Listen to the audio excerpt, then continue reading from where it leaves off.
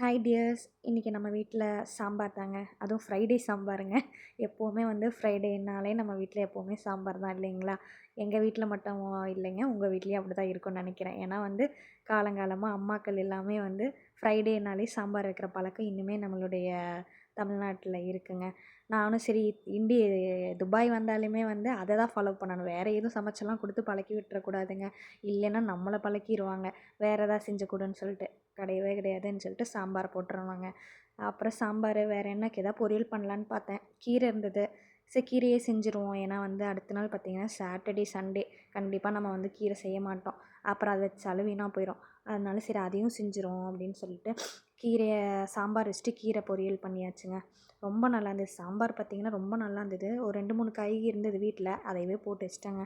ரொம்ப சூப்பராக இருந்தது. இடையிலே பார்த்திங்கன்னா இன்றைக்கி கொஞ்சம் மாவாட்டுற வேலையுமே இருந்தது.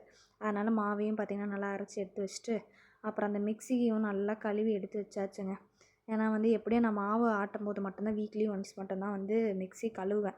இடையிலையும் சுத்தமாக தான் இருக்கும். இருந்தாலும் நல்லா சோப்பெல்லாம் போட்டு கழுவுறது அப்படிங்கிறது அந்த மாவு அரைக்கிறோம் இல்லைங்களா அந்த டைமில். ஏன்னா கண்டிப்பாக அந்த மாவு எல்லா பக்கம் ஒட்டுங்களா, அது ஒரு மாதிரி இருக்கும். அதனால் ஃபுல்லாக கழுவி க்ளீனாக எடுத்து வச்சா தான் எனக்கு திருப்தியாக இருக்கும். அதனால் அதையும் எடுத்து ஓரமாக வச்சாச்சுங்க.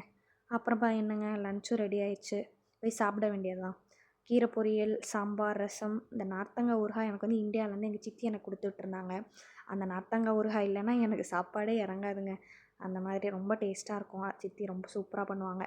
அதுவும் வச்சு சாப்பாடு முடிச்சாச்சுங்க. எங்கள் வீட்டு லஞ்ச் உங்களுக்கு பிடிச்சிருந்தது அப்படின்னா கண்டிப்பாக லைக் பண்ணுங்கள். சப்ஸ்கிரைப் பண்ண மறந்துடாதீங்க. பாய்.